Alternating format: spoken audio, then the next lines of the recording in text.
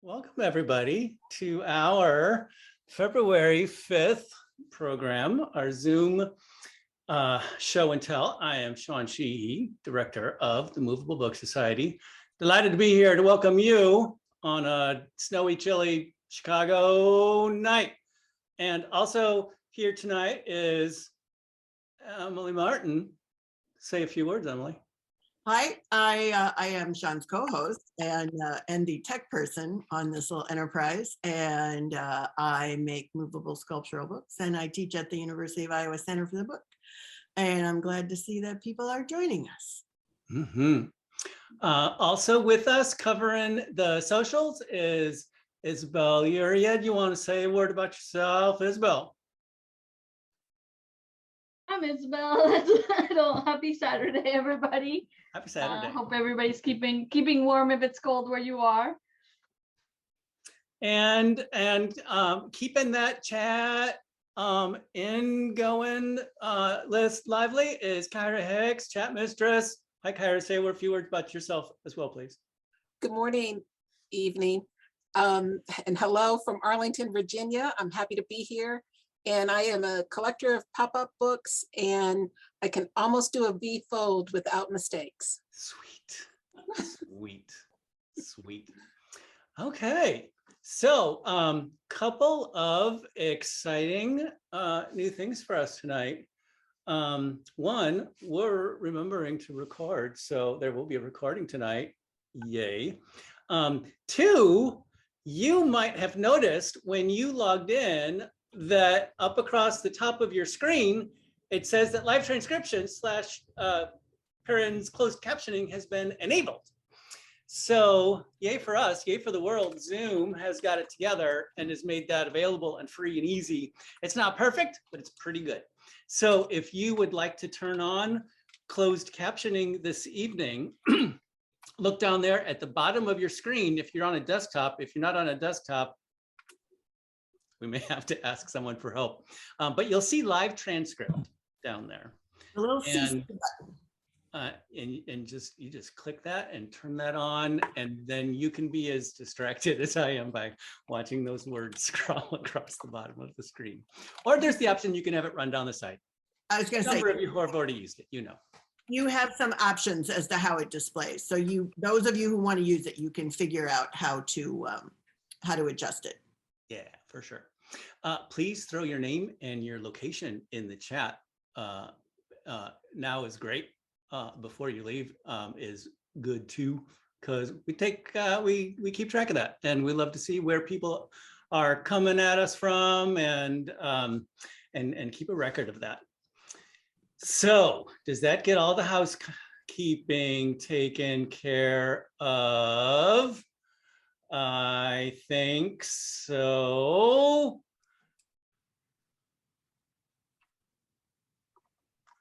Good. Let's start the program. So for those who joined last November, you might recall that MJ Linford presented the first half of a presentation about integrating circuitry into an artist book. And we're going to get the second half tonight. She's going to talk about sound before she talked about light. So quick recap of a bio, of an intro. I'm not getting MJ. sound. So MJ's been a book artist for over 50 years. She's tested ideas on over 6,000 children as a teacher. She has an art history degree. She has a teaching certificate for K-12. She's taught both privately and in public schools. She opened and taught at the Island Art Space with preschoolers through adults. She taught at the Blakely Elementary for 6 years. But clearly Let me pause for a second and ask you all to mute yourselves, please. And she has also received a master's degree in educational technology, which leads right into tonight, because technology is a big part of her teacher bag of tricks. She's just published an amazing book called Making Amazing Books on Amazon. Kyra's going to throw that in the chat for you. MJ, take it away. And Okay, how One- about now? MJ, sorry, one more quick thing. Sure. We've got a nice group of folks here tonight. If things are a little slow for you, it'll help with our bandwidth if you turn your video off. And then we can turn videos back on again when we do a little chat. MJ, you. Okay, thank you. Welcome to everybody. If you caught my last talk, this will become very much a continuation. If you didn't, please make sure that you check out the November recordings so that you can learn a little bit more about the circuitry and everything. I'm just going to go directly into my presentation. And this is the title page for the presentation, Electronics for Books, Adding Light and Sound to Your Pages. And tonight we're going to address adding sound. This is a greeting card, and as you can see,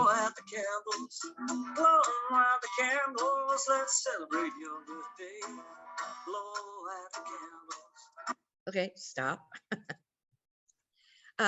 If you can see right here, right there, that is the sound module. Is everybody seeing that? Okay, and then right here is the switch, this long strip right here. If you take a look carefully at that, I don't know if I can enlarge that whole thing, but we're going to talk a little bit about both the sound modules and how to activate them.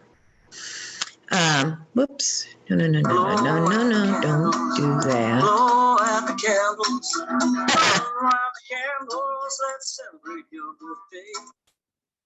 Okay. So one of the things that I started playing around with sound after I've been playing around with light. And so here are two books that I added sound to. This is the first one, and it was fairly straightforward. What's funny is that I couldn't find the actual sound, so I had to make the sound myself.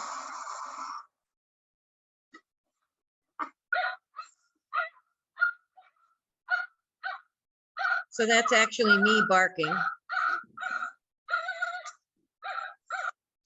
And then this is a book about tools. And not only did I want the sound in the actual pop-up itself and not to be electronically enhanced, but I also wanted the chainsaw, or excuse me, the circular saw to make noise.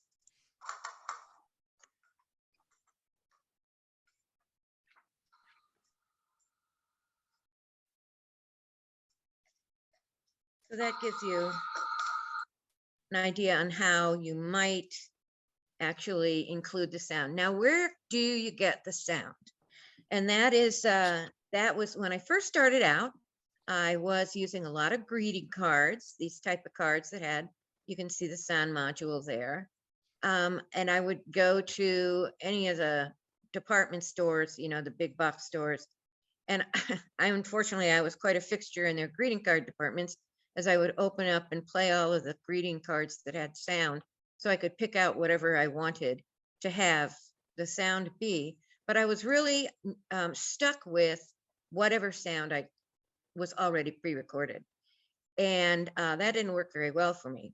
So I decided to start looking where there were pre-recorded cards and books, etc.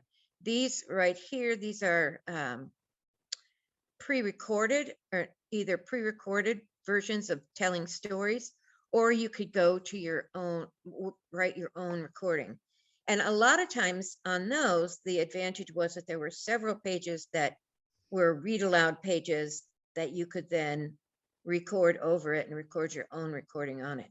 But they also are a little confusing to use and difficult. But if you want to have pages where each page has a different sound and you don't want to have a whole ton of recording modules in the back of the book buried underneath it, then you can go ahead and use one of these and have a different sound on each place. The place that I really got going on sound recordings was when I discovered these talking picture frames. And at that point, Radio Shack was selling these for fairly inexpensively. They were like $5 to $10 each. And I would just take the frame completely apart and I would dig into the recording module and pull it out. And the great thing about it was that I had a battery compartment and the switch ready to go. And then it also had a recording microphone that you could disable later. So I'm going to show you what some of these look like. This is how a sound card works. You have, first, this is the sound card. It has a speaker right here. Let me get my thing out of the way here. It has a speaker that's right here, and it attaches to the page. You kind of have to be careful with speakers because sometimes the speakers in a card are not very good. So I would recommend trying out your recording and the placement of your speaker before you actually put it into your book. And you really want to attach that speaker to the bottom of the page or the back of the page, or really the back of the book. Then here is your battery holder. They usually take one RS 2030 battery. Here is the sound recorder module right inside this great big black blob. And I have yet to be able to find the electronics to make those on my own. So I just make use of the ones here, mostly because I'm interested in making books and not making electronics. So, and then this right here is the switch. And it's a fairly simple, easy switch that you can use to put onto any page that you want. Basically what it is a metal bar that pulls, you can pull it up. I wouldn't do that too much because you don't want it to bend, but it springs down and it touches a piece of metal right down underneath here. And those two are hooked up on either side of the battery. And then the battery is what enables the entire guy to go. So what you have here is the speaker, and it's hooked up to two spots right here. But then you have the battery, and it is hooked up down underneath there. What they do in a card is they have this long piece of plastic that has a spot right here that's folded, as you can kind of see right here. And this is a hole. So this is the piece of plastic. This is the hole. And as the hole moves forward, excuse me, as the hole moves backward, it makes the metal bar touch the piece of metal underneath. So it slides out of the way so these two can connect, and that starts the card, the recording. For most of these, it will start the recording and it will not stop the recording until it's finished. So you're gonna have to keep going until it's finished. And it doesn't really matter if you're not using this kind of switch, it doesn't really matter what kind of switch you're using if you're replacing the switch. Usually all of these are just simply single touch activated and they play all the way through to the end. So you can't really control that. The place that I get my recording modules now that Radio Shack doesn't do it anymore, etc., is a company called Big Dogs Greeting, and it's bigdogsgreeting.com. It is a wonderful company for all sorts of recording modules, and most of them are fairly expensive. Something like this, that's a recordable module. Well, actually something like this one, that's a recordable module. This guy here will usually run you maybe $3 to $4, probably not much more than that. And I figure that since I'm making books that are several $1,000s, I can afford to put in a $5 sound card without any problem. So basically what you're getting with this is something that looks exactly like this. The cool thing about Big Dog Greetings is that it not only will record something that you send into them and get the greeting card module completely set up for you, but you can also get the modules that record several lengths. You can get it with a 5-second, a 10-second, a 30-second, and a minute, and some even longer. And it's a really great way to put sound in your card for not much money. And between the 10-minute and the 1 minute, excuse me, the 10-second and the 1 minute recordings, I think I might have said that wrong before. It's 5 seconds, 10 seconds, 30 seconds, etc. The cost difference is minimal. So basically what you've got here is the entire sound module. It comes with a switch. You can either get it with a switch that looks like the ones that I've been showing you that looks like that, or you can get it with a switch that's a push button switch. And it's on a fairly long lead, which means that you can have the sound module in the back of the book and not have the last page be your only sound recording. You can actually have the sound be at the beginning or wherever you want by putting this up through the pages and then having a spot on your page that you can simply have a round circle and say push me or something like that. Push the button and it'll start the sound module. So it's fairly easy. This right here is a module that allows you to record from something from your computer. So it has a recording chip that you can plug into your computer, and then you plug it into the module and it will remember what it is that you've got. So there's lots and lots of variations on it. They have a microphone. This is a little microphone that you can use. Generally speaking, what I do when I put one of these in my book is that I remove the microphone. I cut the strings on the microphone right at the base up here so that it can't be recorded again. Because what you don't want to do is have somebody discover that little microphone and the record button and then have somebody put their greetings on yours. So you can get them with light activated sensors. You can get them with tab activated sensors. You can get them with push button activated sensors. Like I said, you can get them between 10 and 200 seconds. You can get multiple sounds on one cord as well. Here's another image of the microphone. I beg your pardon, the one before this is the light activated sensor. This is a recording module, okay? And again, it's Big Dog's greeting. I have gotten several links to other companies that when people have talked about adding light and sound to their books, and they've said, well, what about this company? What about that company?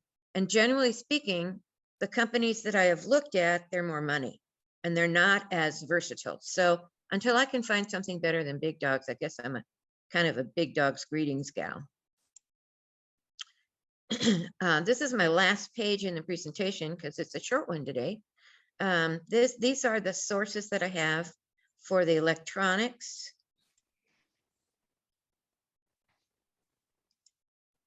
And there's also several wonderful places where you can get tutorials on these. Instructables is a place that has lots of different kinds of informational guides, and they have quite a good amount of instructables on circuitry. G Key is a person who is amazing, and she has done a ton to promote light and sound in book arts and in paper arts. So she is definitely worth a following. And it was through her that she has made her own electronics company called Chibitronics. And those are the places where I now get my LEDs, etc. So, and then Makerspaces also has a great amount of tutorials on this as well.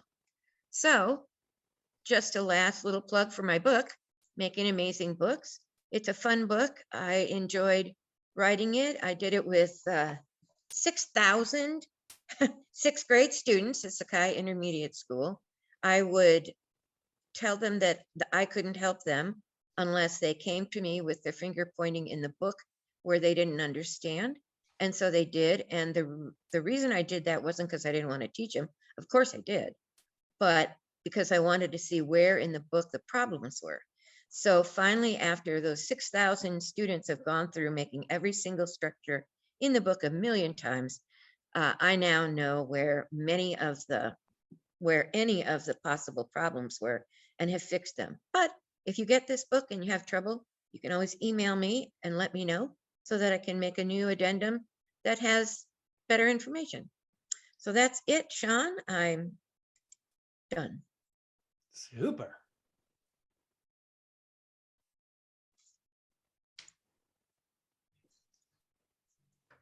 I have nothing else to say. We'll think of something for you.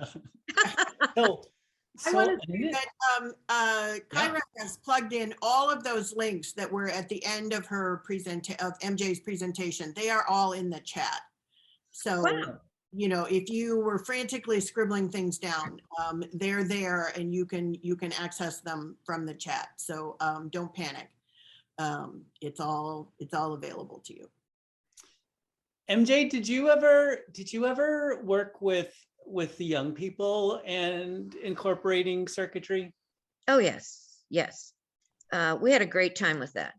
I didn't do it in the standard classroom because trying to get students, that many students with that many different recording modules, you know, you have 28 students in the class.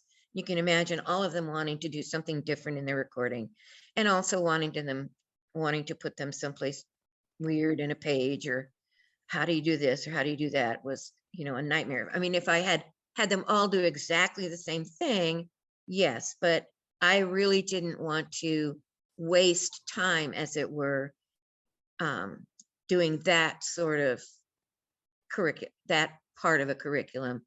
Mhm. I wanted them to spend more time on their actual pop-up books than anything else. So I did do after-school clubs, and I got a lot of students coming in.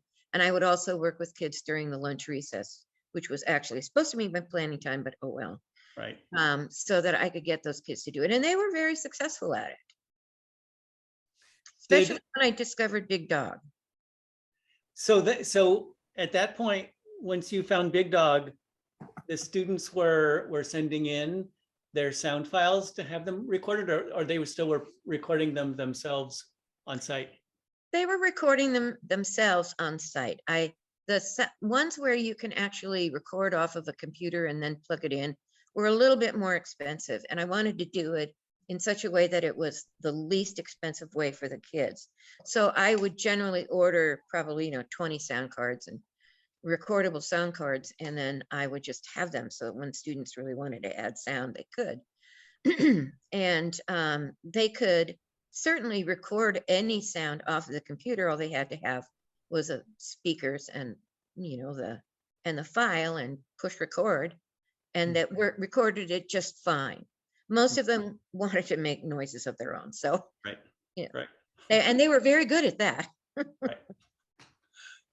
MJ, thanks so much. We're gonna move along, but yep, go ahead.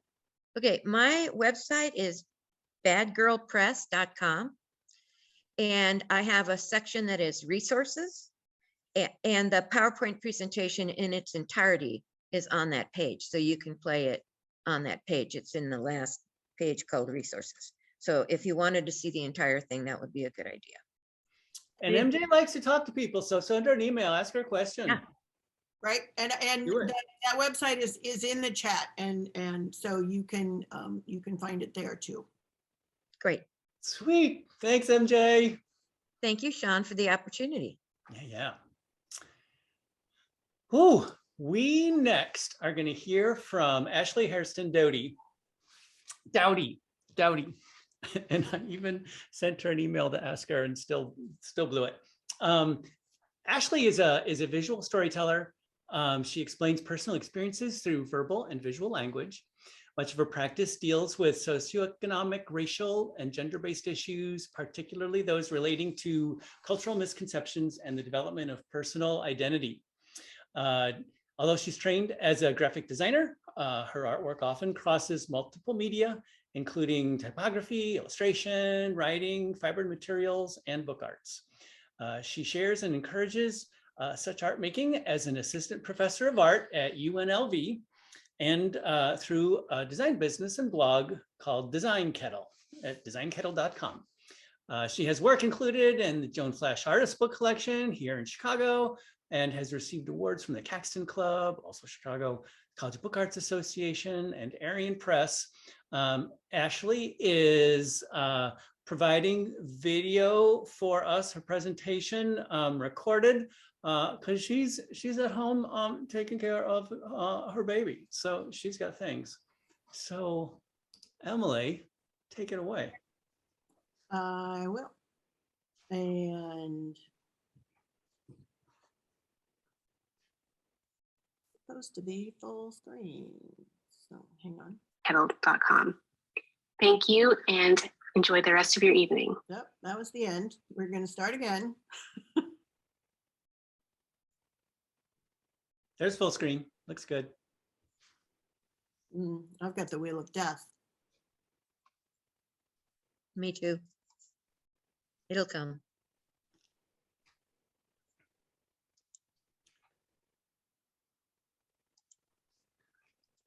Oh, I hate it when it works in the test and it doesn't work live.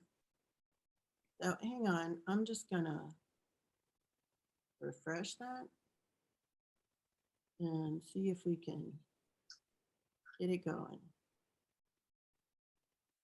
Hi, my name is Ashley Hairston Dowdy. I'm an artist, a graphic designer, and a professor. Thanks so much for allowing me to present my work this evening. I apologize for not being able to attend in real time. I'm actually a new mom to a 9-month-old, and unfortunately this meeting occurs at the exact same time as his dinner and bedtime, so scheduling was very difficult. Nonetheless, I hope that you find this presentation interesting, and I have a list of contact information at the very end if you would like to contact me with questions or comments. To give you a bit of background about my professional career, I received my BFA from Washington University in St. Louis in visual communication with a concentration in illustration. I also took my first bookbinding class at WashU.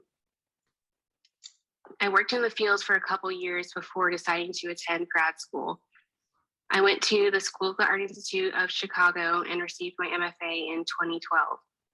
There, I studied visual communication, letterpress printing, bookbinding, creative writing, and fiber and materials.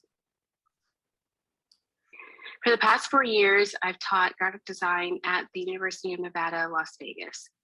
I primarily teach typography and publication design. And finally, I'm an artist, a freelance designer, and a small business owner. I'll first begin with some of the books I created in grad school. One of the areas of focus in the MFA program at SAIC is visual storytelling. We were challenged to find engaging ways to tell stories to an audience. The next 3 pieces were all centered around an article from the New York Times about a debate over bullfighting in a small town in Spain. This particular piece is a set of 4 miniature wine bottles, each containing a different type of wine. Additionally, each wine represents a different character or narrator of the story. In this case, 4 different male bulls and their perspectives on the practice of bullfighting.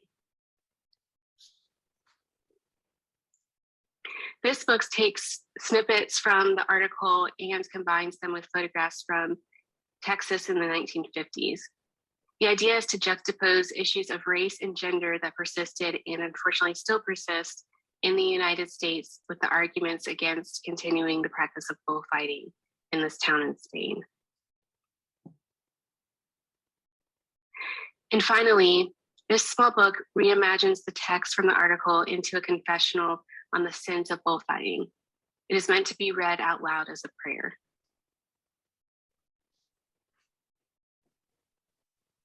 Another aspect of the MFA program was exploring our personal identities. This piece called Multidimensional Me attempts to explain my personality through a Russian doll configuration of geometric solids. All of the pieces are constructed from cardstock.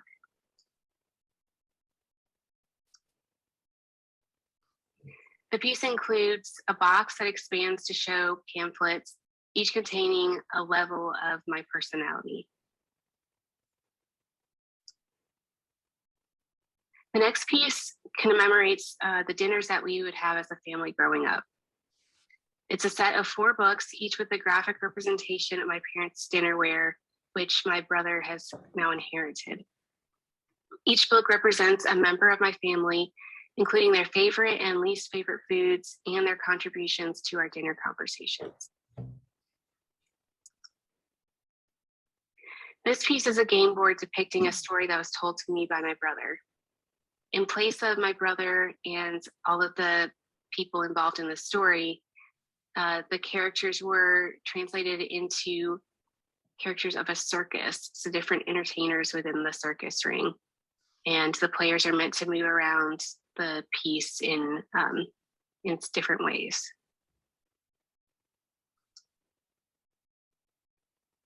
One of the final independent pieces I created in the Letterpress studio was this scroll book commemorating my time in Italy as a study abroad student in college and Chicago as a graduate student. The map portion of the book is from pressure printing, and then the type and illustrations are a combination of photopolymer plates and metal type. As cliche as it may sound, my time as a graduate student in Chicago was life-changing.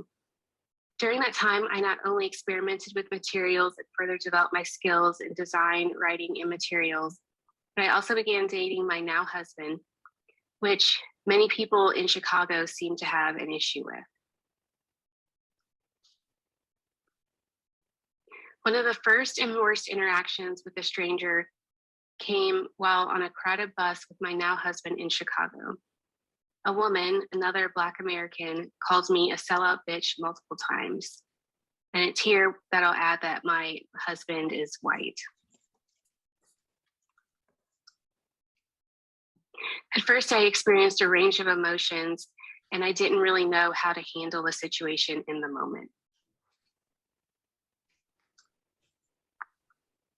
However, the creative work I was doing at the time proved to be a fantastic way for me to work out my reactions, thoughts, and feelings to each interaction, all of these with complete strangers in Chicago. Each time one of these situations would occur, I would write about it. Then I would take some of the text and use typography to add another layer of visual meaning to the words. Finally, I would experiment with printing the text onto fabric and sewing that fabric into pillows.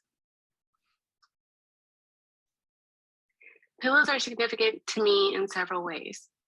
First, I learned how to sew from my mom, who was a seamstress as a teen and a young adult and owns a sewing business for many years. Next, pillows are meant to be a source of comfort. They help us rest. We keep them on our couches and on our beds to lean on or to sleep on top of. However, in my tiny studio apartment in Chicago, I had a hard time relaxing after one of these encounters. I would instead punch or throw the pillows to let out my anger. I wanted to create objects that explain this polarity between comfort and discomfort. These are the first series of pillows I created. These in particular included some of the responses I wish I had said in each moment. My second iteration focused more on the text from strangers. I used conventions such as contrast and repetition to emphasize the strangeness and uniqueness of each encounter. The culmination of these tests was my thesis called The Space Between. It includes 14 pillows, each representative of a different stranger or a situation. Each pillow is hand dyed and screen printed. The colors and the type help to tell the story. Each pillow also includes one or more tags. Each of these represents a stereotype of Black women. The stereotypes are meant to add another element of judgment from the strangers, their perception of my level of Blackness or femininity. The texture of the fabric also correlates with the feeling or reaction to each situation. The softer the fabric, the less aggressive the interaction. The weight of the fill of the pillows plays into the comfort or discomfort of each piece. Pillows with more aggressive statements have denser, less comfortable fill. Most of the pillows also have multiple pillowcases layered over them. The layers are meant to be peeled off as if turning pages of a book. Some of the interactions extended several minutes, and so the layers help to indicate the amount of time that had passed. On either side of the daybed on which the pillows were placed were panels with synonyms for racial stereotypes, one of perceived Blackness and the other of perceived whiteness.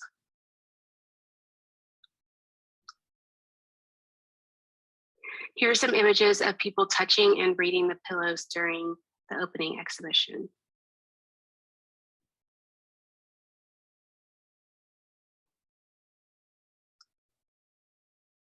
In 2020, I had an incredible opportunity to show a retrospective of my work and some new pieces at a solo exhibition at the Barrick Museum of Art in Las Vegas.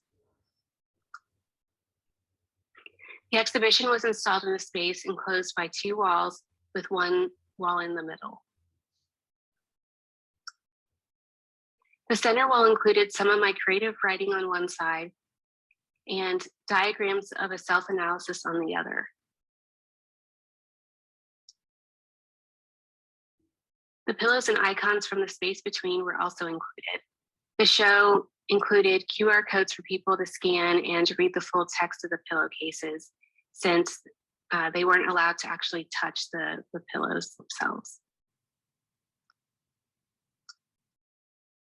The opposite wall contained more recent creative writing, observations and reflections on what it's like to be a Black woman at this point in history and in life.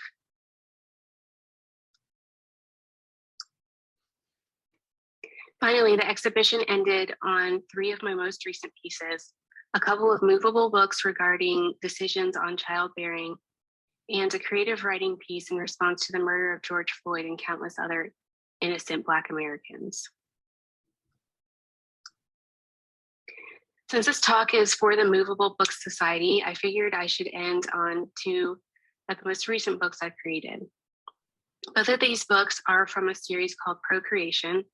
They display my inner conflict with the decision of whether or not to bear a child as a Black woman in her mid to late 30s and in the middle of her career. Both of these pieces were conceived, pun intended, while in residency at Otis College of Art and Design in Los Angeles. Fortune Be My Guide is a cootie catcher structure. Cootie catchers, also known as fortune tellers, represent a game of chance.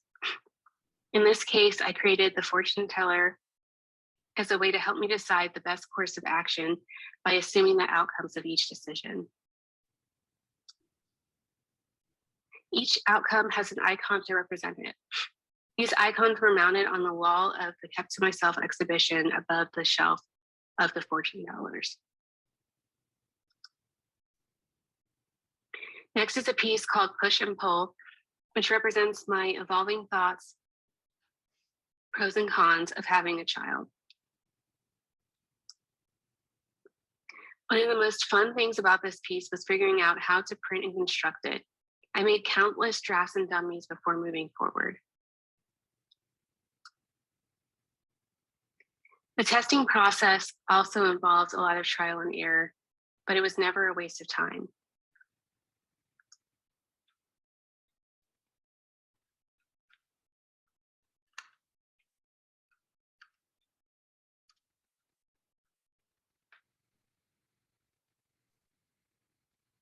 The hardest part was figuring out how to print all the text in one shot with metal type on a Vandercook press. Other Flexagon structures that I had seen that were letterpress printed had used photopolymer plates, which are much easier to place and adjust. Metal type is much more exacting and much less forgiving. When I finally had my prints, I was able to find I had to find effective ways to trim and assemble the books. With the 40 plus usable prints I ended up with, I've had enough to experiment with, but the process is ever evolving. And to end, here's a video that played during the Kept to Myself exhibition to show the push and pull piece in its entirety. Please enjoy.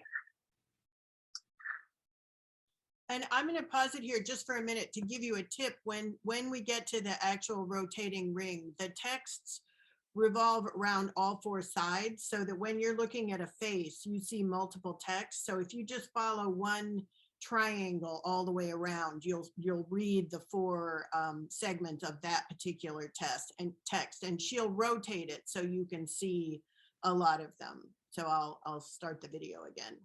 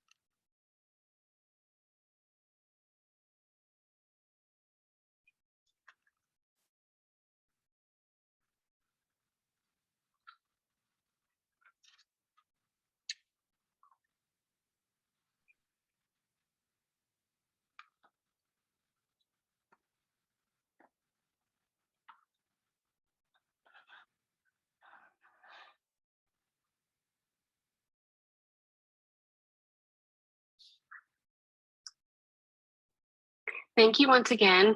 If you would like to reach me, feel free to contact me on Instagram at Ashley H. Dowdy or at Design Kettle, on LinkedIn, or you can email me at ashley@designkettle.com.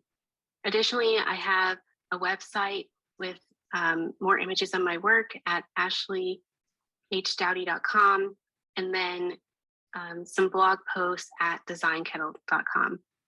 Thank you and enjoy the rest of your evening.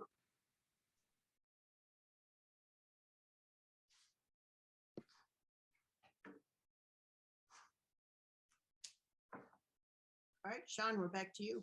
That's a lot of good stuff. I in setting everything up, visited Ashley's website, and she has really lovely design work too. So totally would recommend that folks go and take a look at her website. Emily, have you seen any of Ashley's books in person? Yeah, I have, which is why I could give that tip about the viewing. The rotating ring, I'm happy to say, I convinced the University of Iowa to purchase for their special collections. And I'm also very impressed with the origami box that she made that encloses it, because it's one of the best packaging for that Flexagon that I've seen in a long time. They're very well made. You know, she puts a lot of attention into the construction, and it's a real pleasure to see them. I would like to see the book that has all of the pieces, and one of the ones that was early in her presentation. Yeah, That's a really lovely one. Sweet, sweet. Well, Ashley, thank you. I hope you get a chance maybe to watch our the rest of the program here and to hear us talking about you and appreciate your work. So next we're going to hear from Cynthia Lozano. And we met Cynthia at the conference last October and are delighted to have them now come and do a little talk with us this evening. Cynthia Marisol Lozano is a queer writer, interdisciplinary artist, and innovator currently living in Oakland. And I need to move my screen here a little bit. There we go. The unceded land of the Ohlone people. They are a first-generation child born on native Tongva land from Central American walkers, land of the Maya Lenca and Pipil. They aspire to grow conscious art that positively impacts, inspires, and empowers. Cynthia received their BFA from Otis College of Art and Design in 2015 and their master's in book arts from Mills College in 2021. The work has been exhibited at Aggregate Space Gallery, Espacio 1839, and Self-Help Graphics, among numerous other group exhibitions. Their work can be found in the collections of One Gay and Lesbian Archives at the USC Libraries, and their book, Del Maíz, has recently been added to the Artist Book Collection at the Newberry Library in Chicago. Also want to mention super quick, before we pass the mic over to Cynthia, that she has they have a little bit of a spicy presentation tonight. So there's going to be some body parts and the things we do with them. So do what you want to do. We're all grown-ups. So Cynthia, please, it's all you. Thank you, Sean, for the introduction. And thank you again, everyone, for being here and allowing me to share a little bit of my work. I'm gonna share my screen. So let me take a minute. Okay. Are people able to see my screen? Can I get a thumbs up? Cool. Yes. All right. So I guess I titled the presentation "Contemporary Relics of a Brown Queer," and a lot of what my art practice involves is doing research on my ancestry. So that's kind of like where I want to start off, and then each section or each slide will have like a little bit more. We'll go more into detail. So right now, I guess like thinking about my ancestry. Like I've never learned about it in school, and I'm first generation born here in the States. So being looking at my ancestry through other like means of research was definitely important, and it has always been something that I've done throughout my undergrad and grad school experience. So thinking about the Mayan and them being like master scribes, and then thinking about the hieroglyphic writing system and how things were read, the meaning of their work. I listed like a couple of things, like connected them, like their work connected them to their gods and the cosmos, a lot of their codices and the sculptural like towers that were found in their in the ruinas, or the archaeological sites, are like forms of documenting like important events. The language is through like a sound, so logograms or syllabograms used to communicate, and that I feel like it was important for me to mention like these types of concepts and how they're also involved in like their graph representations, like concepts that also have like animals representing a certain time period. So it's very like complex, and I'm still like a baby to learning all the different kind of like ways in which the meanings can have multiple meanings. And the image that you see here is a carved relief from Oaxaca in Guatemala. And then this is kind of just like a map of like the area. So like part of my research also involved like looking into like different, like the way in which I guess popular or strong like towns and communities were kind of like mapped out. And I'm more toward like the lower end of the map in the Pacific coast, and Honduras and El Salvador is where my family is from and where my ancestry is. Um, and what I really enjoyed about doing this research is just learning about like um, how everything had a meaning and a purpose and an intention. Like it all also connected to, which then influences my own art practice, that and the different ways in which I want to, you know, pay gratitude, the ways in which I want to set my intentions, and how then the work that I manifest in real life can then has another life, or has an energy, a meaning, like a presence. And so just as an example of like some of the codices, and a lot of the research that I did was like digital archives of some of the codices, and you know, used for divination practices. And this is also important to mention because some of the work that I'm going to show in the next slides also talk about kind of like ritual, and how then that certain rituals can help assist a person through like transitioning through different periods of their life. This particular codex is the Madrid Codex, um, and I'm just gonna keep going to the next slide. So a lot of, like I mentioned before, is with that influence my art practice is gratitude.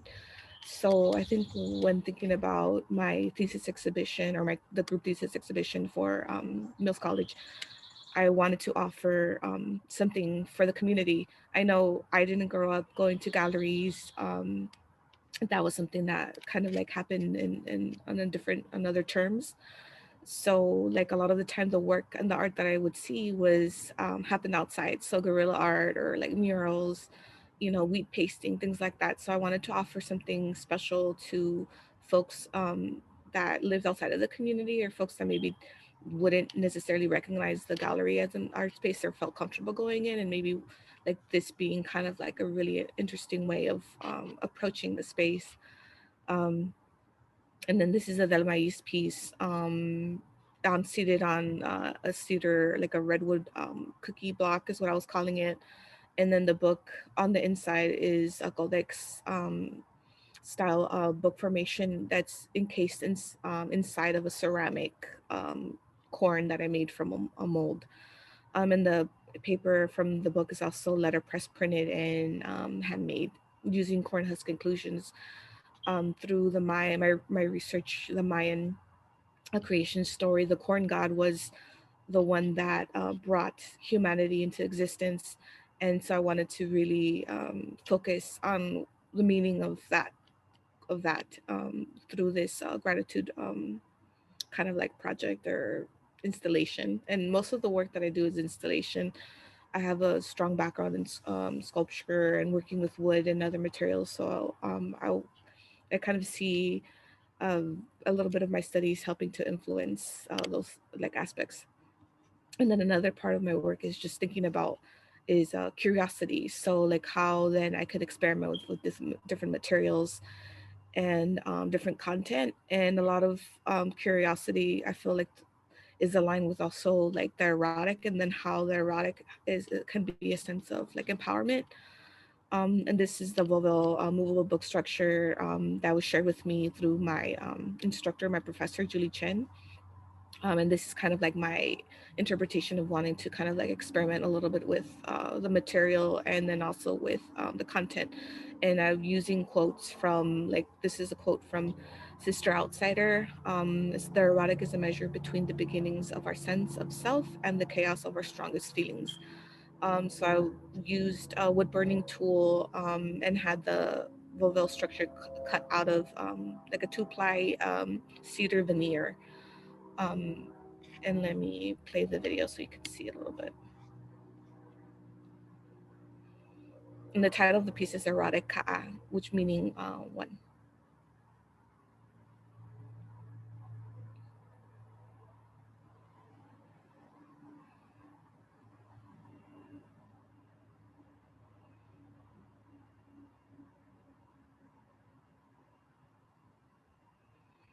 And these were made during the beginning of the pandemic. So I was just super grateful to have an art space in my garage with my roommates that allowed me to kind of like explore and experiment a little bit. And it's just kind of like each image is a different representation. And through the Maya culture, they a lot of rituals also involve blood offerings. So in that first kind of like part of the video, you see a little bit of what that looks like and is. And that the image here is just kind of a little bit blurry.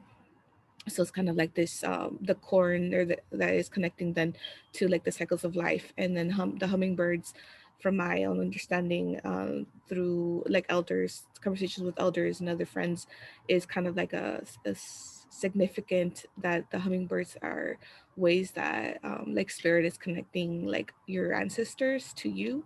So it's like they're bringing you messages.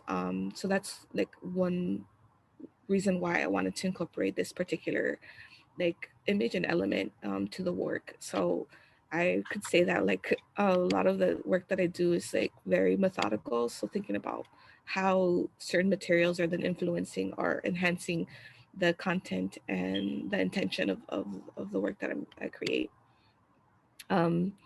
This is kind of like a series of 3, but I'm only showing 2 for this particular these like I guess like pieces. And then this is a video where I'm kind of like experimenting a little bit with the shadow box structures, and I really enjoyed it, but it definitely was the most challenging for me to kind of like understand, and then also thinking about how things are laying together.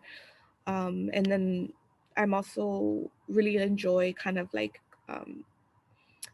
communicating language and my words with and like imagery. So I'm gonna play the video while I read the poem. So see, a blood between my legs cleanses my body and spirit. Vagina filled with nutrition and emotions, taking my time to honor my profound healing. The scarf wraps up and maintains my body centered. Volcanic movement, offering of tobacco. I am ready, ancestors. I need your help. Obsidian woman, with your permission, I wish to heal from the pornographic. Eat the demons that left memories, replace it with loving orgasms. The most powerful portal in the world is my sweet vagina. Teach me our history of the power of in the erotic. And for most of the work is translated is both English and Spanish, so I definitely value having the work be bilingual, since the first language I learned was Spanish. So I didn't want to create like sometimes I like exploring language in that way as well, because it then offers other people that may not necessarily look at the work and an opportunity to understand it in a different way. And that wasn't always so through some of the writings, but I've noticed that moving forward in the work that I create, I definitely always want to offer that kind of like bilingual aspect to it. And it kind of like engages more audiences and, people like my family and other, people that may not like speak English or read English. So that's definitely something that I value in creating the work. And from the video, you could see a lot of different elements like happening, like which are mentioned throughout the writing. And then the image that is centered here in gold is a version of Ixchel, which is the moon goddess, but she is presented as a weaver. So she's kind of being presented like weaving these like stories, and I felt like it's important to like honor the different aspects in time that we both past, present, and future, which is kind of like a little bit of I'm interested in like exploring those things. Oh, sorry. I'm gonna jump to the next slide, which then leads me to my like prayer and ritual. So this is an installation that I created where I'm engaging with the 4 elements, and each box opens a little bit differently, and then offers the participants an opportunity to engage in a ritual that is guided through the writings in the book. It was very time consuming. It was I don't know. It just kind of, I think with any artist would say like a part of like the a means of empowerment and of growth. So this is just kind of like a image of what that whole installation looks like. And this, I didn't have the capacity to like show like all of the different elements in which, so I'm using earth, air, water, and fire. And then I'm also, the piece is positioned with those elements in mind. So of north, south, east, and west. So through my research, I've learned, and through elders, I've learned that each are connected. So like a direction within a color. So that's kind of like a little bit of what it also influenced the positioning of the sculptural piece, and then the type of materials and colors that I would use for the works. Um, and then now to metamorphosis. So as like an artist, I find that it challenging to like become a hoarder of my own work. So I'm like, how can I present my work or offer it to different spaces or change it in a way that can also be like more contemporary and have like another use, besides it being like this amazing like book or this amazing sculptural piece. Like what's the relationship between like art and form and function and purpose. um and another way of like trying to move these objects that I'm kind of like collecting, and then out into like other people's spaces and other people's homes, but then that are still carrying like a really strong intention of like prayer or of love or of whatever people kind of like connect to it. And this is kind of an example of something that more recently that I've done, where a friend that saw the piece wanted to purchase one of the corn vases. So creating a structure that then would hold the vase up and serve actually as a vase. But then that also kind of like required a little bit of building on their part. So it's like totally, it's not, the copper pieces on the bottom are not connected, are not glued into the wood. So it's very like collapsible, and then you could kind of like put the pieces back together. And I just wanted to show a little bit of the different experimentations in terms of the painting. So I both painted and I glazed the ceramic, and it's mounted on a walnut with then the copper like rods. But that's kind of like a little bit of where I'm trying to go now, is thinking about the work that I've produced, and then some of the examples of the structures that I've experimented with during my grad like program, and then how doesn't that look like for my next project? Like how can then like what is the direction now that I've finished? I completed that part of you know that moment, and that could be a little bit challenging, but I definitely am seeing what that looks like and trying to like manifest other opportunities, more opportunities, and let people know that it's okay to to struggle, to experiment, to be curious about things that maybe growing up were not necessarily acceptable to be curious about. And yeah, that's thank you for listening and having patience with me today. Below I put my website and my social media, so feel free to reach out or check that out whenever you have some time. And I'll hand it back to John and Emily. Super. Thank you, Cynthia. Lots of just really lovely merging of text and image. Really fun stuff to look at. You talked a little tiny bit about next steps. Do you want to forecast next steps for us a tiny little bit?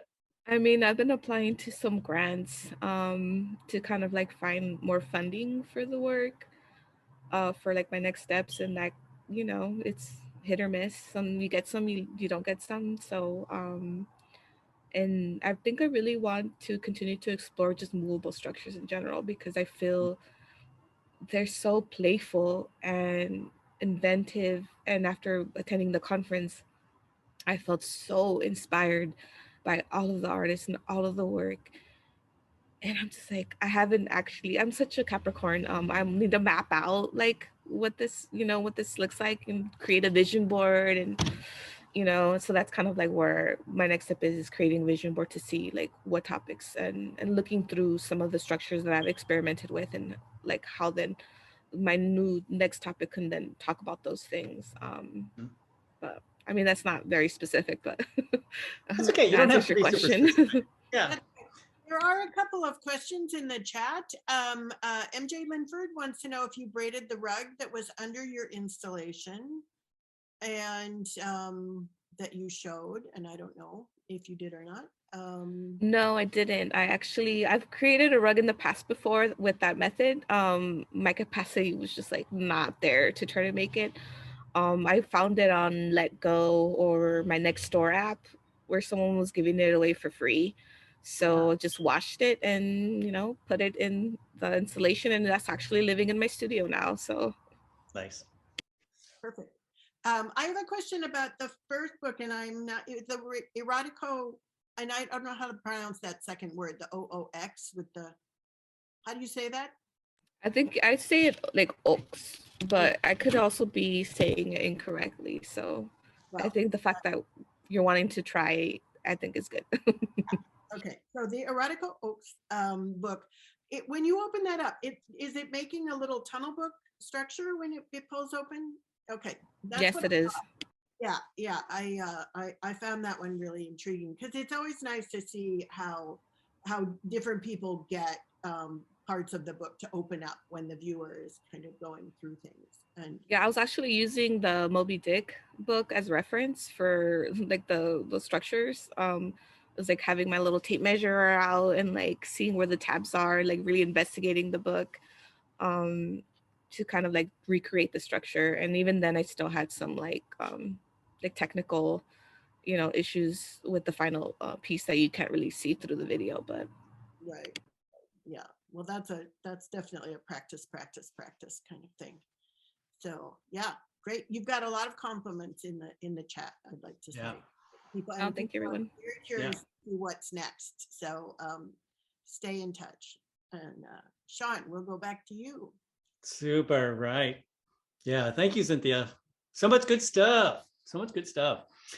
We have tonight as our final presenter, Antje van Stum, who you might already have noticed is sitting here in her now 3 a.m. Hamburg. So she's got some purple sparkle going on to help keep things nice and lively. I try. Antje was, she was one of our crowd favorites at the conference. Folks really enjoyed her presentation. So what we're doing is playing the conference presentation, and Antje's hanging out with us and might interject and is available to answer some questions. But let me quick say a couple of words about Antje before we run the video. She is a designer of books, an illustrator, an author, and a paper engineer. She shares her workspace with 10 other creatives at the Hamburger Atelier Freudenhammer. With every one of her books, you're in for a surprise. None is quite like the other. Some are king size, seek and find books, packed with stories. Others are mix and match books. In an odd book or so, a paper monster may jump right out at you. Pop-ups are her specialty. Parallel to studying illustration at the Hamburg Art College, she also got work experience as a paper engineer in Santa Fe, USA. And since the industrial production of pop-ups is quite complex, she also creates DIY pop-ups. Her clients are, for example, agencies and museums. Also, some of her books demand the reader to join in. She's an expert on unusual and creative handicraft books. All right. Do you want to say any quick words before we run the video, Antje? Well, actually, I know because it's already so long, but I would really like to, since the video is there and it's already such like a conserved thing and it's fixed and you can see it anyway. So whenever there's a question or a bunch of questions, I would really like you to jump in and to just hit or whatever, make some stop motion that you can ask, because we can talk. No, that's well, I'm not a recording, so no, just let it start and then we see. Super. Okay.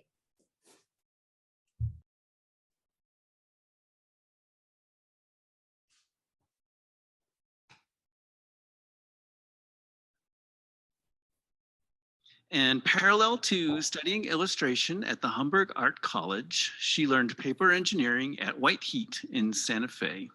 She is an expert in DIY pop-up books, creative craft books, and fun video tutorials. With her books, she also organizes workshops for children and adults in schools, libraries, and at festivals that start off tamely and usually end in a collective handicraft spectacle. She also makes video tutorials.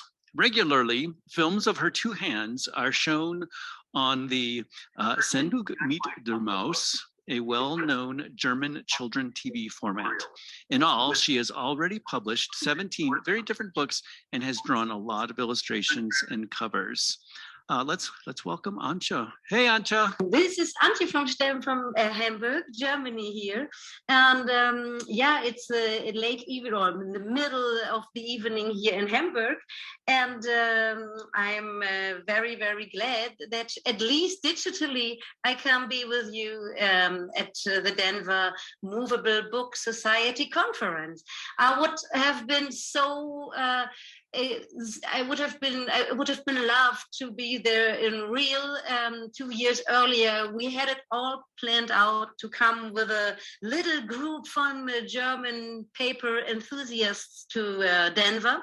But yeah, unfortunately, I do not have to repeat what happened the last 2 years. Unfortunately, this was not happening like planned. But at least like this, I am here for now digitally, and maybe in a couple of years it will happen in real life. It would be great. And so I'm using my time slot I'm having here right now to show you a little bit about the stuff, a little bit of what happened until now. So a little bit, I want to talk about my way to find pop-ups and my way to paper engineering very briefly. And after that, I would love to show you my current projects and the stuff I'm working on. Okay, so very quickly how it all started. It was for me, it was my personal way, like for a lot of paper engineers, I was always doing a lot with my hands. I was a do-it-yourself child, so to speak. I was always cutting and gluing and carving and painting and drawing and just doing anything I can do. And anything that came to me and happened to me, I would just transform and do one way or the other. And then when I choose my job, or when I choose what to study and where to go, I found out that there is a possibility to study children books illustration. And there was a good and great school in Hamburg, Germany, where I came from, or close by, lived at that time. And so I started studying, and I found that every time when I was just plain drawing or just plain painting in two-dimensional way, I had really a problem staying just two-dimensional. I was always cutting something inside, or always gluing something on top, or poking a hole and making a little look-through experience. So I happened to get three-dimensional all over the place. And at one point, I turned a school project from my professor at that time. Well, he wanted us to do just one plain spread for a children's books. He gave us a poem, and I turned it into a complete pop-up book. And for learning this for myself, I went to a lot of flea markets and bought cheap or ripped or very used pop-up books, and I opened them and cut them apart and looked inside how the mechanisms were working. So I was a real like autodidact at that point of time. And as maybe a lot of people like you experience it like this, I think it is so, for me at that point of time, I was very lonesome doing this kind of things, and everyone looking at this was always very impressed. But then then you do not have any sort of reflection or any sort of correction, because no one really knows what to teach you. And so I did a school project, or not school, a university project all by myself. I was very proud of it, and I was very, I was very sure that this is something I can definitely publish. And so I went all by myself as a student to the Children's Books Fair in Bologna, Italy. And this was back in the 90s. And I went there and tried to find a publishing house to publish my things and my book. And very, very short time I needed to find out that this is something completely impossible, because what I was making was way too big, way too thick, way too many papers, way too little happening there, and not professional at all. I went to my basement and I found this. I show you my very first pop-up book. So this is it. It is huge. It is all hand painted. You see it. It's really like a real original book. It is thick, like, I don't know, like nowadays you see a lot of thick books like this with maybe like 5 spreads, but this has about like 47 spreads or something like this. And when we have a look at this, you see there is not very much going on. There is always just one tiny little pop-up being on the spread, or maybe even no pop-ups and just some cutouts. So this was really something that was very impossible to produce. But that was not a problem really at all at that point of time, because I showed it to a lot of people, and I showed it to one very special company, and that was White Heat. And I met Jim Diaz there at this fair booth, and Lynette Rushak, who were running the company at that point of time together as a team. And they invited me to come over to the United States and make some sort of like 3-month internship, something like that was planned. And so I interrupted my studies and went over to the US. It was very exciting at that point of time, because I had no images whatsoever of what Santa Fe looked like. There was no like Googling or internet at that point of time. You maybe remember this time of traveling. And so I was welcomed very well, and it was very great working with them and learning with them basically at the first. So 3 months I made some sort of internship, and after that they offered me to work with them as a beginner paper engineer, because I think I really liked it a lot to work with them and to work with all these great paper engineers. There was Jim Diaz, of course, and then there was Heather Simmons and Vicky T. Cooper and Jane McTeague and Andrew Barron, and Lynette Rushak was working as an art director at that time. That was, and later on there was Roger Culbertson too, working with White Heat. And this was a very special time for me, because I had the opportunity of doing own projects with them. I had the advantage at that point of time to be not just there as a paper engineer, but also being able of drawing images. Of course, not really like perfect drawings like for Disney or some things like this, but I could just imagine things and scribble it down easily. So at the very beginning, I was getting a poem from White Heat and from Lynette, and it was some things like a haunted house, counting rhymes. So one haunted house was on the hill, and two black cats were living inside, and these kind of things. And you would count from 1 to 10. And they gave it to me, and they said, "Oh, think about something, try something with that." And I tried, and I thought about something, and I made a spooky Halloween pop-up experience thing with a haunted house on top with it. And they took it back to Germany to the place where I came from to go to the Frankfurt Book Fair and showed it to the publishing houses. And when they come back, I was very, very lucky to hear that they actually sold the project, and a lot of publishing houses liked it, and they really wanted to do the book, but they hated the poem. And so I rewrote the whole thing together with Lynette, because you hear my English now is still very freestyle, but at that point of time it was not happening at all. Actually, I couldn't really speak fluent. And so this is the book that came out of it. It is called Nightmare Hotel. And during the daytime, I was at White Heat's place working as a paper engineer, as an in-house paper engineer. And during the nighttime and during the weekends, I was working as a freelance illustrator to illustrate the same book. And you see it on the series. Yeah. You see, it is Alex Henry and Antje vom Stemsee here. Alex Henry actually is not a real person. Alex Henry is the, how do you say it, pseudonym, the yeah, you are nodding, I hope you understand. It's Lynette Ruschak, actually, who wrote the book and who didn't want it to appear on the cover.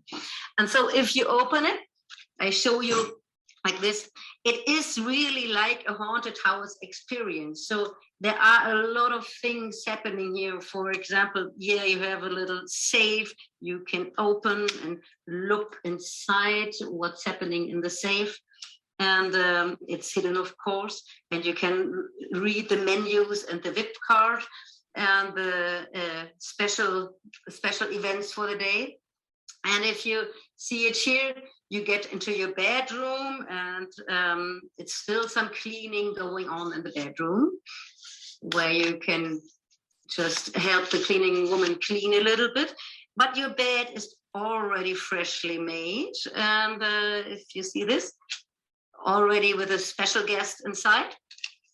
And I had a lot of really flaps and things to open easily, and I had very little arrows in this book, because I wanted it to be really like you are in a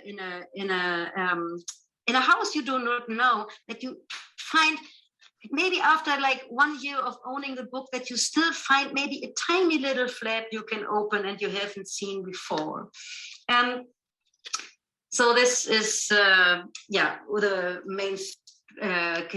main lobby with the biker boys having an aperitif here. And I try to like do, for example, this kind of changing picture here. You can turn around and it has another face.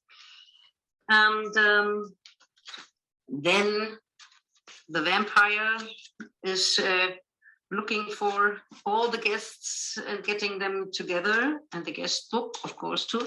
And finally, you have the last spread with the whole crowd, everyone who was appearing before. And I had very, very, very much fun illustrating all these crazy people.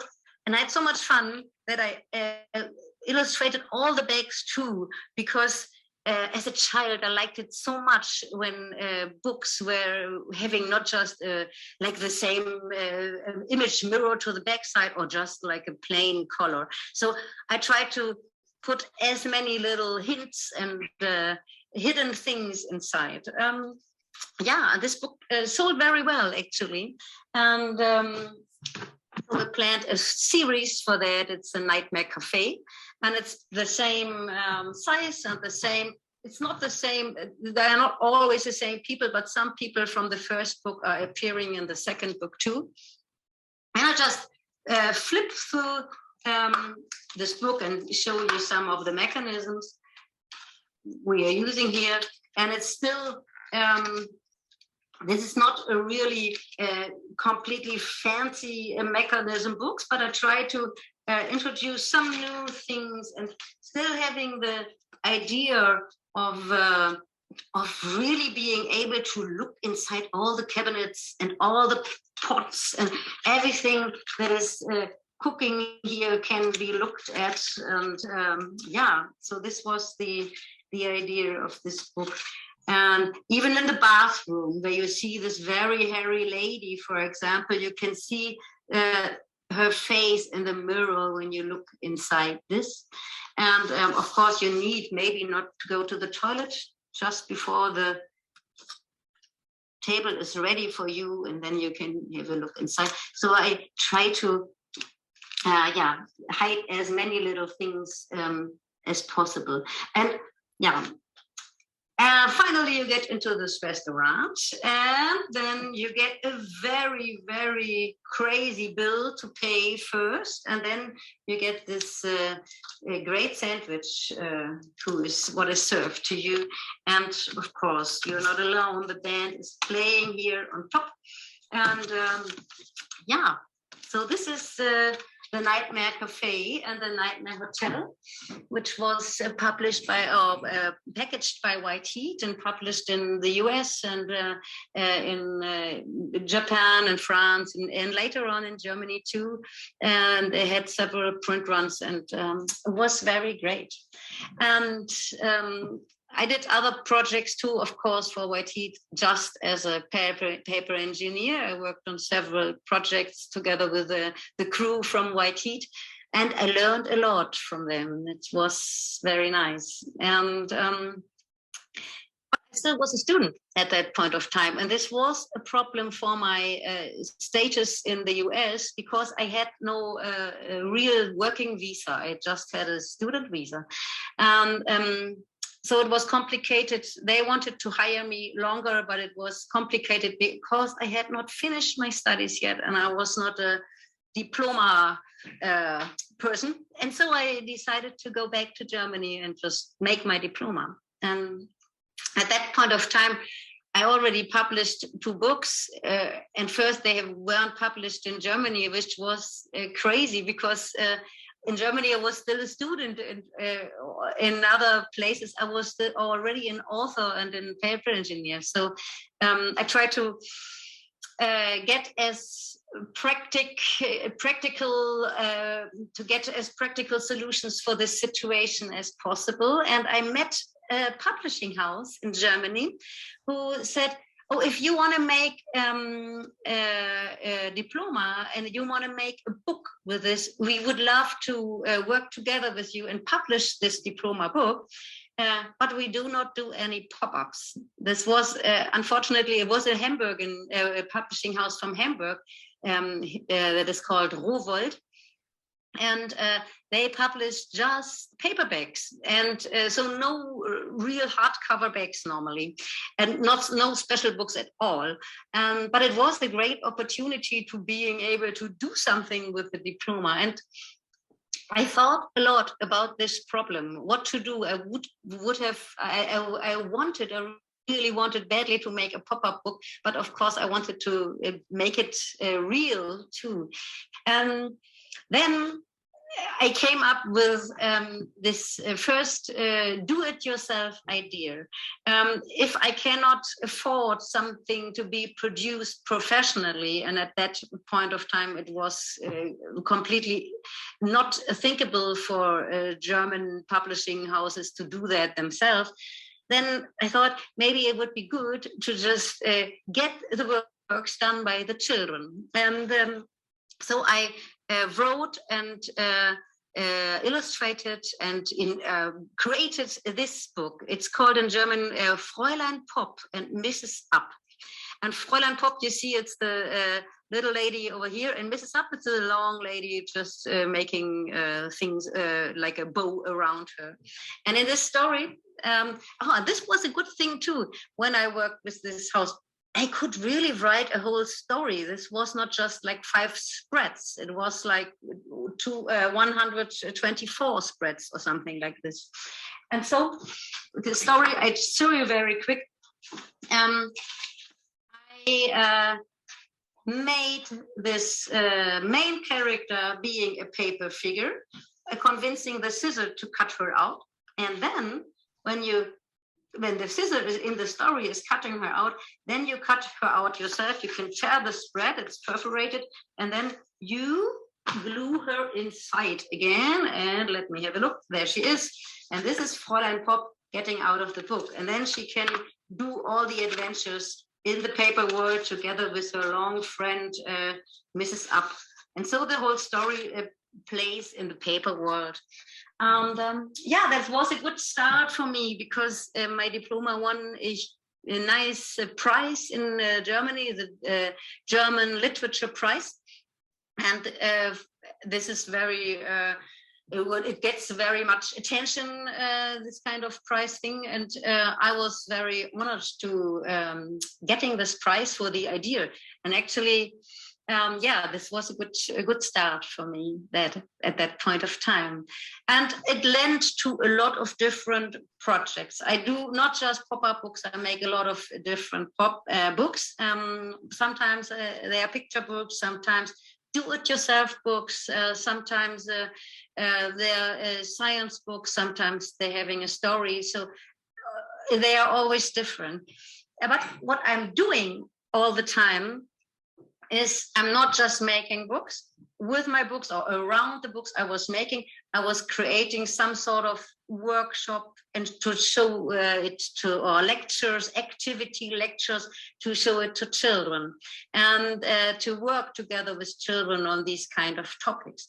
For me, it was good because it is, of course, another way of earning money, and just making books would mean to have to make a lot of books to be able to live from that.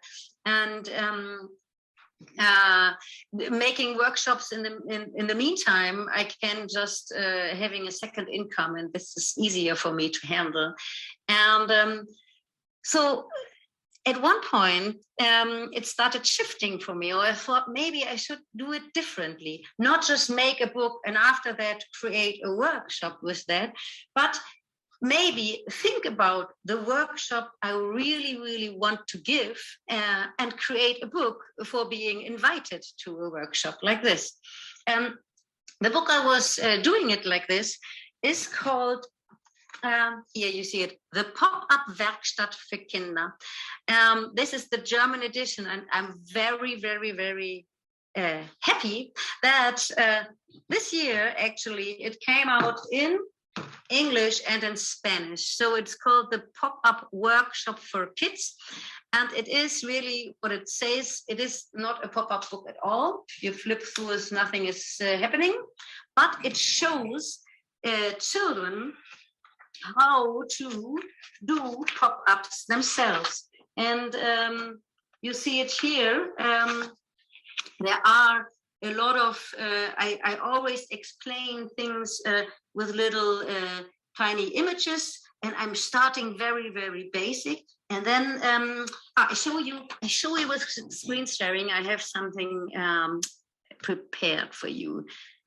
Wait, tone, and can you see it? Mitch, can you see it? Yeah, Yes. I think. Good. Okay, so I show you the pop-up workshop for kids. This is here. I'm really talking about doing it for children. So you see, I'm starting with a very, very base. The easiest thing, here you see the inner German spreads, but of course it is translated. I start with this little pop-up box and having some spin-off with that. And for explaining it, I'm using the little images and the photos, of course, and I'm just showing the base technique.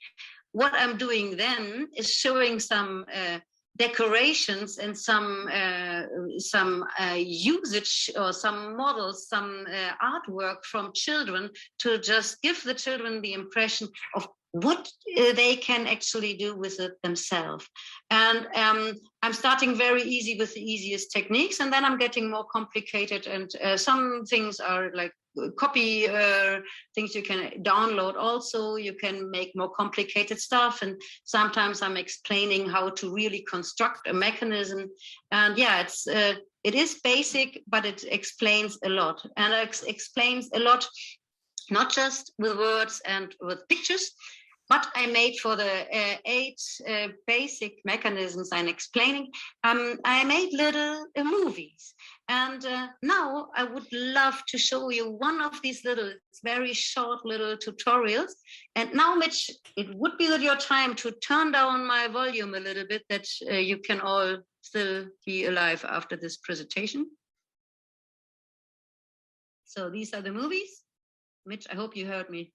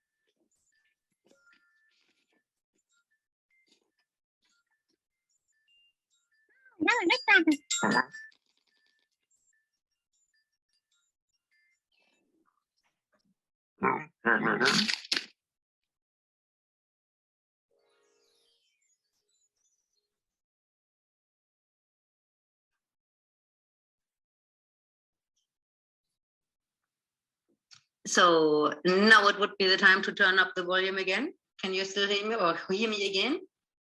I hope. Yes, nice. Good, yeah. The international gestures are working. This is very good.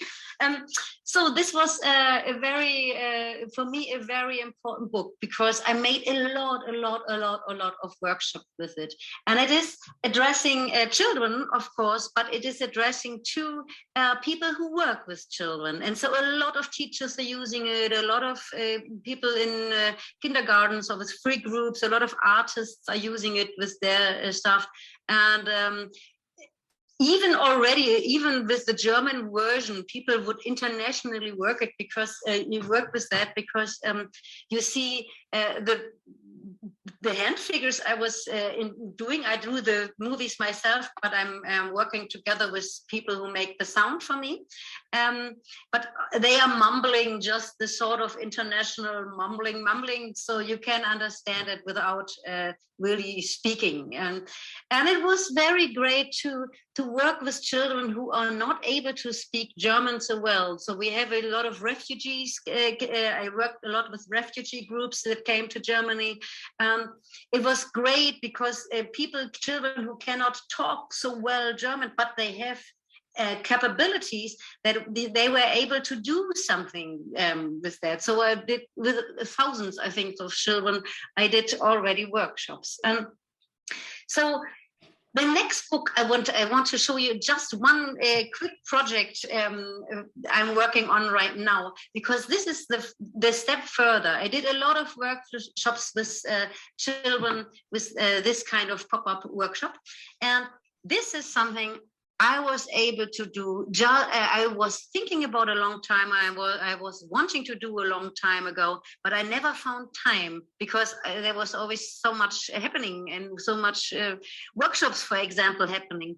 But when the lockdown came last year, or the year before last year, I had a sudden stop, a real interruption of my workshop life. And so I had a lot of time to think about what I really want to do now. And so this is what I came up with at that point of time. This is a pop-up book to do yourself, but it is a pop-up book yet not just to glue and cut yourself, but also to write and to draw yourself. And you see it like this. All the spreads that are having the mechanisms are flatly printed.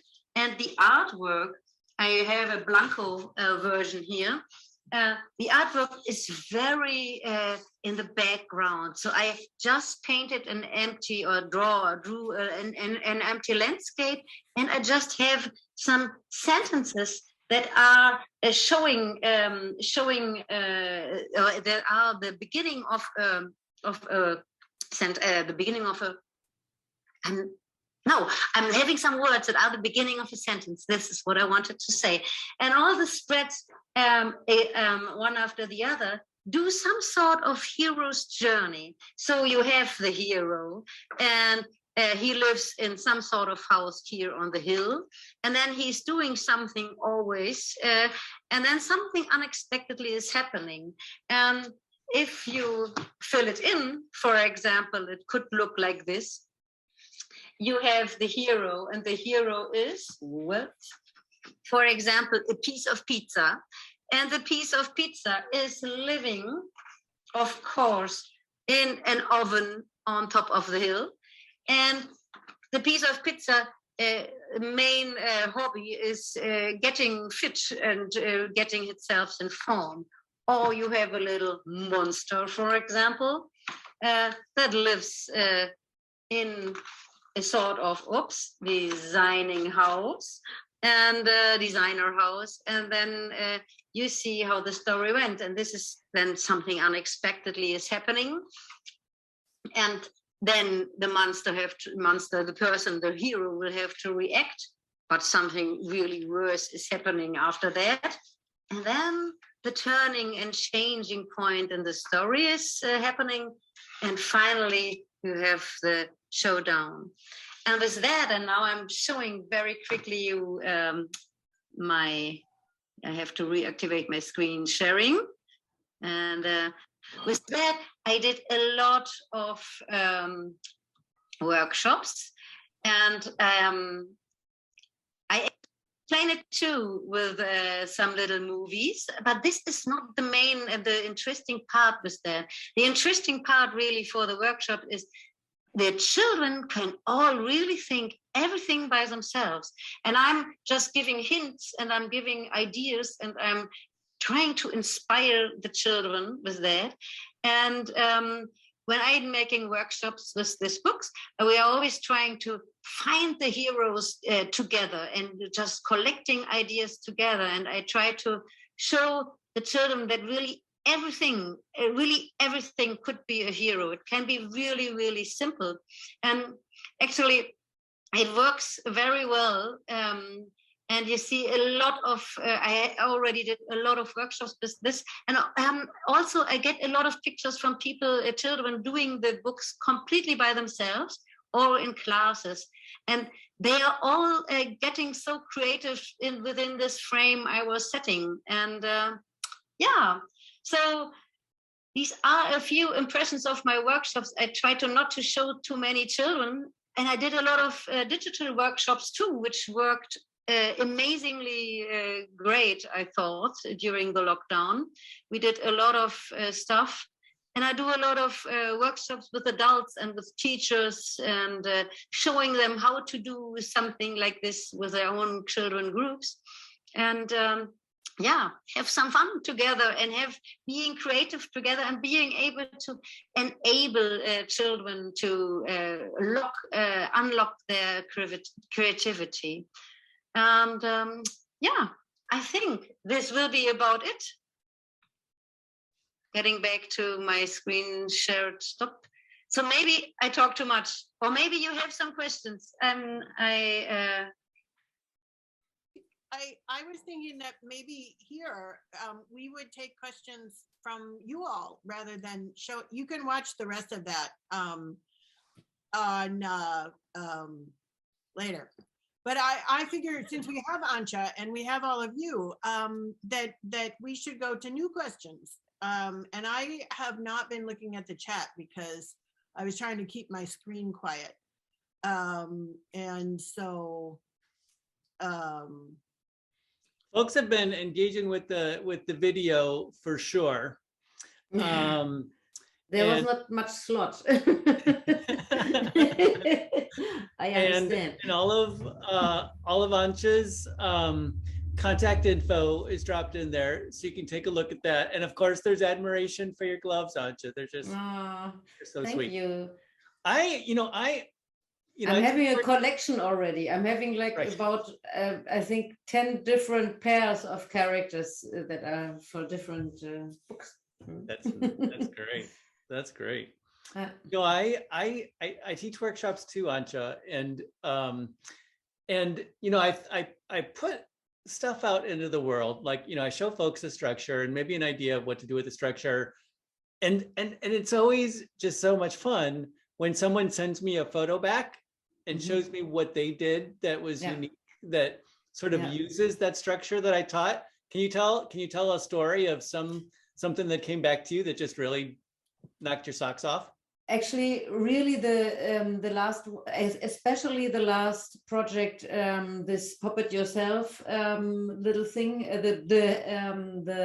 the book that the children can just create completely themselves. No, there is such a bunch of different characters and stories that are just popping up, and if it's really amazing what out of what little just inspiration that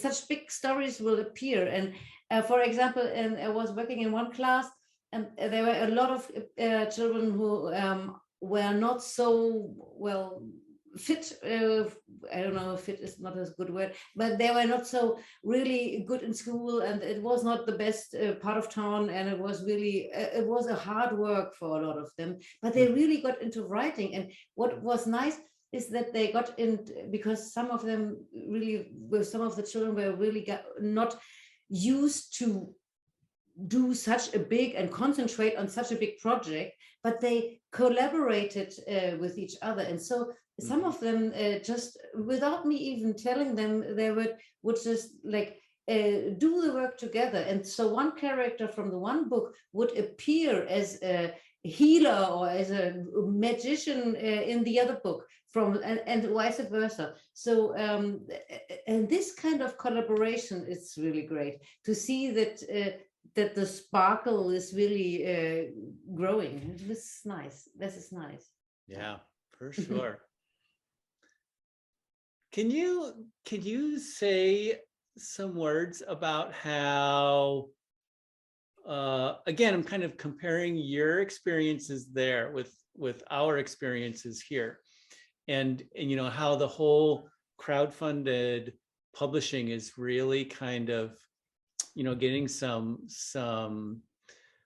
traction here. Do you think that's kind of happening in Germany as well at all?